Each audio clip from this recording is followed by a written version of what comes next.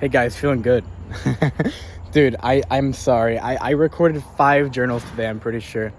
It's the same day. Yeah, dude. I just wanted to walk out here. So much shit is happening, bro. So basically what I did, I called my no-shows earlier this afternoon and I booked like 3 of them in, I think. One of them for Sunday, one of them for today that no-showed because he just like didn't want to do it. So I didn't weed out his objection from the start. And then Jerome was the guy with plenty of rapport, nice guy. He knew sales as well. I was a little bit, and we basically, let me start one thing at a time. He showed up, awesome, went with the agenda. We got it done. I pitched him. He actually had a problem I could solve, which is awesome. And I couldn't close him. We had a no deposit follow-up. Fuck me, bro. Just couldn't get him to do it. But he claims just the money. He gave the money objection. And we were being very introspective with the objection handling. He was like, so you want to cold call close me? Oh, shit was hilarious, bro. But yeah, he said some crazy shit on the call, so I believed him. I'll be honest, it was really funny because it's almost like he sold me on the fact that his objection was valid more than I sold him on the fact that I guess it wasn't, or like just my rebuttals, you could say. But yeah, pretty much. And yeah, man, that's it.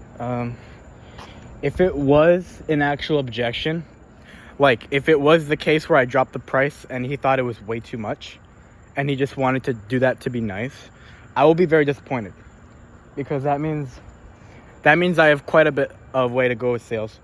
That said, Wayne closed after follow-up. And so I believe, I'm not saying anyone can, bro. Again, like I do my absolute best to not have follow-ups. But yeah, I was just fear of losing the sale, honestly. Because I was pretty pushy. I was pretty resilient. To be honest, I just did not know how to handle the objection at the very moment. I couldn't think. I could not think. And yeah, then I was like, dude, I could believe him this one last time. Like, I'm gonna be honest, dude, like after this time, like there's no logical reason I should let that objection happen again. Or at least give up. And it's funny because I said that same thing like 2 times now. I don't know. There's something different about him being introspective, like just about sales and stuff. It's a little bit different.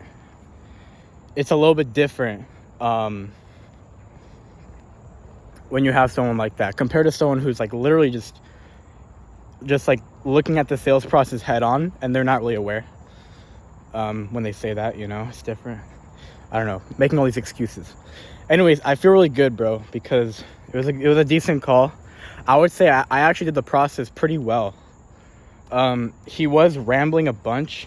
One like flaw that I'm noticing is I don't know how to treat, because on the one side of the conversation, like Charlie's saying never interrupt them, right? Stay silent, let them say their entire answer, then go forward. And on the other side, you don't want them to ramble, because if they ramble every single question, the call is going to be a fucking 2-hour call, bro. So it's finding the balance between what do I do when they ramble and they're not aware that they're rambling. You know, maybe there's a quick reframe or some shit. Don't know. That's something I'm realizing I'm doing. What I'm doing right now is I'm sticking to Charlie's paradigm, which means I'm not interrupting them. Which means I'm not interrupting them. And therefore the call is going a bit too long and the call easily gets off topic. And every single question I have to bring it back to the topic focus. It's not a major consequence. It gets worse though the more they ramble. So it's like Jerome rambled a lot, but not so much where it was like unfunctional, you know. I had prospects like I don't know, like fucking Charlie months ago. And to be fair, like he was just being very thoughtful, but he was rambling a lot. You get the point. That's a little flaw that I have, and I take full responsibility for that. And then what else? And that's it, bro. I did the process pretty well. I did skip through like half a discovery because he was getting impatient. Because there was a point where I was being a little bit too introspective. And he was like, oh yeah, speaking of discovery, bro, like just get to the point. I was like, fuck. Before he said that, I knew he was going to do something like that. It was really funny. He's a good sales guy. He used his abilities to control me, and I fell prey to it. Not totally, just a little bit. But yeah, basically we had a good sales call. You could say like that. Sum it up like that. Pitch was pretty good. I mean, I'm more confident now. I believe myself now because I've actually had a call recently of me doing something. Like, the thing is, sales calls, they're so close to the end goal, which is closing clients. When it comes to the acquisition side and collecting money, like, basically, sales calls are so close to that end thing that whenever you have one, and whenever it's a good one especially, your confidence just goes through the roof, bro. Because, like, you're literally so close. Like, when you're generating sales calls, bro, and they're a good fit, like, you are so fucking close from scaling, bro. It's ridiculous. Like, you pretty much have scaled, you know? Because if you can generate 2 good fits a day, which, let's do the math, right? If you can generate 2 good fits a day, actually, that's a lot, man. Let's say 1. Let's be realistic. If you can generate 1 good fit per day, that's 30 per month. We'll be pessimistic here. 30 per month, and you can close at 25%. That's around 8 clients, bro. That's ridiculous, bro. I just did that math real quick. Because, you know, half of that is 15, and then half of it is like 7 to 8. We'll say 7 clients. Brother, that's like, if you can get an LTV of 3K, which is not insane to say, if you can get an LTV of 3K, then, bro, you're generating, like, what is that? $21,000 in revenue per month? Like, new revenue, not even MRR. And that's if you get 1 good fit a day, and that's if you can close 25% of good fits. That's totally possible, bro. You have 8 sales slots, right? You can double book. The only problem with that would be volume of appointments. But there's so much abundance out there, honestly. It's really fucking motivating. So, like, what I'm saying here is when you get calls that are good fits and you pitch and you perform well, like, you know your inputs are good, so eventually you just need to have that little push to, like, be able to, like, fully close. It feels really fucking good because you're super close to your goal. I've been there a few times, but then I just kind of hit a bottleneck where, like,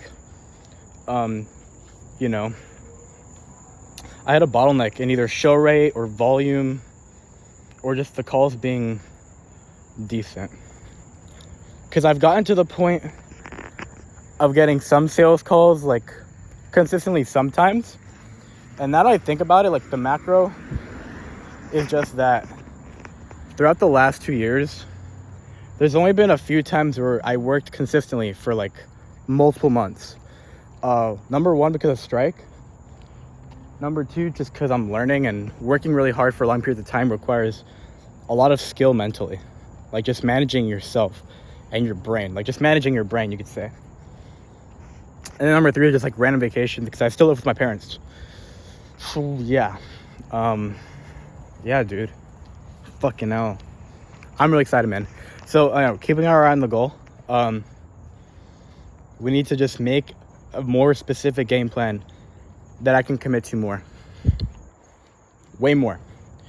Have more conviction around, and the better the plan is, the less sad we'll feel, the less anxiety we'll feel, and the less anger we'll feel. And basically, I think no matter what plan we make, like, the plan is going to change every 2 weeks. every 3 weeks. I just have to accept that at this point. I realized by Kai taught me this, either directly and indirectly, that there is no such thing as making a super detailed plan and following that plan until the end. No such thing. There just isn't. You make a detailed plan and then you follow it, and then something happens and then you have to change the plan because you're not aware of the future. You can't micromanage the future. It doesn't work like that. Now, yes, you can stick with the macro plan. It really depends on how specific the plan is. Because, like, for example, I've been working on acquisition for a long time, and I'm still doing that. So I'm not deviating from that plan. What I am deviating from is, like, all the little micro actions. Because there's something here, something there. Oh, I just realized this is a problem. Oh, I just realized that I got to do this to, like, make this better because this doesn't affect that. Like, all these stuff that you don't know before, right? And so that's a huge shift, bro. And that just means you have to get really good at making plans, and you have to be really good at adapting. Because the thing is, like, you can make a great plan. And you just got to stick with it until something breaks, right? But the truth is, like, I keep saying what the truth is, bro. I'm like a sales guy. When something comes along and, like, kind of messes up everything, you could say, or, like, changes everything, I think the real skill is being able to, like, because the thing is, when something comes along and changes everything, right? Like, for example, when Kai showed me that video and I realized I didn't know what my market wanted, like, at least with enough conviction. Like, I kind of know what they want. There's some proof of concept. Like, I'm getting meetings, I'm getting sales calls, people are interested, I have a few clients, all that stuff. I just don't have enough conviction in it. And so I had this week where, and by week I mean, like, essentially it started on like, what, Thursday or Wednesday? I think it started on Wednesday. Yeah, it did. It started on Wednesday night, and it's gone all the way up to, like, now. I'm still working on it. Where the fuck was I going with this week thing? Anyways, Kai showed me this thing. I realized I didn't know what my market really wanted, and I didn't have enough conviction on it. And so, yes, like, for almost a week now, like, those emotions come up again because you lose the clarity, you lose the rational, like, you lose the reasoning behind what you're doing, because something hits you and basically you have some stimuli that hits you, and you then have no idea why you're doing what you're doing, and so then you freak out. And that's what I did last week. That's what I did on Thursday. Like, on Thursday I was feeling everything. I was feeling a lot of anger, a lot of sadness, and a lot of anxiety. Why?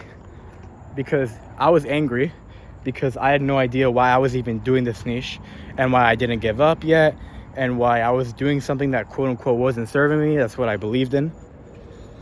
I was feeling sad because I had no idea what to do in terms of, like, big decision making. Like, on Thursday I was thinking about switching niche, or do I stay, or, like, what about what Charlie said, and what about what Owen said, all this stuff. And then I felt anxiety because, to be honest, I knew everything that needed to happen to hit my goal. I knew, to some extent, right? Not everything, but there were so much things that I was thinking about, like, oh my god, now you got Princess Peach. Like, what about the clients? What about selling? What about outreach? Like, what about all these things? And I didn't prioritize, so that's why I felt anxious. So I was feeling all those three things, and if you think about it, all those three things are related to a plan, because a plan will tell you why you're doing something. Or actually, no, it's not. The anger part is not part of a plan, because the anger just comes from reasoning of why something's happening, or, like, why you're doing something. So maybe it could be part of the plan, it could not. But the plan, like, it covers what you need to do and in what order and priorities. And so that pretty much covers, like, most of the emotions that can fuck you. And I'm talking with a lot of conviction. The truth is I learned this stuff, like, I truly learned this stuff, like, a couple hours ago. And I don't know what I don't know, but it makes perfect sense to me. And right now, I don't see any, like, real big holes in my knowledge that, like, I need to think about. It just makes sense. Like, because every time I had a good plan, I felt amazing. And I was like, I was basically at the tippity top of my oscillation, like at all times. And then when stuff deviated, that's when I felt that way. That's when I started going down. And so what I learned from Kai, it makes a lot of sense. Like, I don't see any, like, the only thing you would have to really figure out, and that would be kind of a problem not a problem, but just like a challenge, is judgment. Because judgment, like, you make all your decisions from judgment. And the only way you can remove judgment is if you boil it down to first principles. Because, like, for example, like, everyone can agree that 1 + 1 = 2. There's no judgment within that.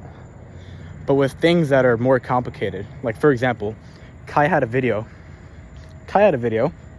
where he was in a shrinking market and he was debating whether to keep working in his niche or pivot to another niche, because his niche was literally shrinking by like 3%. Something like insane. Like, it's really fucking fast. It's like really bad. And like, that decision is less obvious, because it's not just 1 + 1 = 2, or if it doesn't equal 2. Like, it's a lot more shit. And so from there, you need more judgment. Because, I mean, you could boil that down to first principles, but there are so many things that are just not certain. Like, for example, let's say I wanted to use a new script for my cold calling, right? You could boil it down to first principles, but the truth is, no one, like, you can calculate like all this shit, but like, you just really can't. You kind of can't. There's too much shit. And this is why the scientific method exists, I think. Because you can't boil everything down to first principles. You can't boil down the future to first principles because of the butterfly effect and all these different phenomenons that make the future like really complicated to figure out. So this is why testing is great. And this is why some decisions require judgment and some you could just boil down. Like, for example, like, I can't tell the future, but I could tell and everyone can tell pretty confidently that I don't need to switch niche for now, right? Assuming that like assuming that my model is like legit, right? Like, that I'm actually solving a problem that matters. I don't need to, because the judgment, or like the fact that I have so much experience in this niche, it outweighs the benefit of switching niche so much that it's really easy to boil it down. But things like what Kai's decision, where it's like, do I switch niche in a shrinking market, or do I pivot when he's in this situation, which, by the way, he was making a lot of money. Holy fuck, that scared the fuck out of me. Like, it's a lot closer, so it needs more judgment. And so that's like the only thing I could see being a problem, is just not having good judgment. But like, at the end of the day, judgment's kind of a skill. Like, to get good judgment, you need to make a lot of bad decisions, similar to any other skill. So that's the only thing I can think of, because you can either boil everything down or you can make decisions, and those decisions lead to a plan, and that plan leads to all the good shit. Is that weed I smell, bro? Oh god, I'm in the slums, bro. Hopefully I don't get fucking kidnapped. It smells really bad over here. Anyways, it's so weird, bro. I'm like literally walking around my neighborhood at 9:43 p.m. There's no one here. It's low-key chill, though. There's like no one out here. I'm just able to walk around, soak up the moon, you could say, not the sun. Anyways, huge paradigm shift, bro. That was so good for me. It's like every time I watch a YouTube video, it's like the perfect it's like the perfect YouTube video. It's like not a waste of time. I'm exploring better sources of information. Like, for example, Kai, like, every time I watch a Kai video, it's like something I need. And then I've been watching Brian Johnson last night, and he said something about sleep, which actually blew my mind. And it was that deep sleep is like, if you go to sleep at a certain time, it doesn't matter the duration of sleep, it matters when you sleep. I'm not going to explain the science that he explained, but he just said that. And so when you miss your deep sleep window, your willpower goes down, and then it's a feedback loop because the whole thing that makes sleep bad is when you eat. So if you eat like near your bedtime, your sleep will be fucked because your heart rate goes up. Because your heart rate, I just realized I'm walking. I probably shouldn't be doing this. I probably should not be doing this before I sleep. But anyways, he said that, right? So it starts with your food goes up. You eat food before you sleep, and then your heart rate goes up, and your sleep gets worse. And then your sleep gets worse. Sorry, I cannot speak, bro. I'm literally like, I talked all day, bro. I just can't. Your sleep gets worse, and then you lose willpower the next day. And then guess what? Because your willpower is gone, then you eat like more throughout the night because you're hungry or whatever. And he was talking about people who had 2 jobs and sleep. So this was like for their situation. And it's a fucking feedback loop because they eat more in the night, their sleep gets even worse, and then they have less willpower, and it's a feedback loop. And he explained that, and I was like, dude, like, what I learned is that like sleep is really important. And that's like Brian Johnson's like kind of message to everyone. And so like I watched that video yesterday, back to the the main picture here. I watched that video yesterday, and I was like, holy fuck, bro. Like, I watched that video and I actually got a lot of value from it. So yeah, I feel better now. I think I know what to do. I still haven't showered or anything. I'm very sweaty. I'm gonna take a nice shower. I'm gonna log my day. It's gonna be pretty late though. It's already 9:46, so I'm gonna get home at like 9:50, like 3, I think. 9:55, worst case scenario. And then I'm probably gonna be sleep late, bro. Fuck me. I just talked about sleep, bro. I literally just talked about sleep, and then here I am walking at 9:46 when my bedtime is like 11, which means I have to be asleep by 11. Funny how that works. I'm ready to have a really good day tomorrow. I just feel a lot better. Again, the dropshipping store is helping so much, bro. If I didn't have that, I would have like 1K in my bank account, I think. Maybe a little bit more. I don't know actually, but around like I don't think more than 2K at least. I just don't. I don't think that's the case. So I'm really thankful. And yeah, it's like, dude, I feel good, but there's no evidence that I will be successful.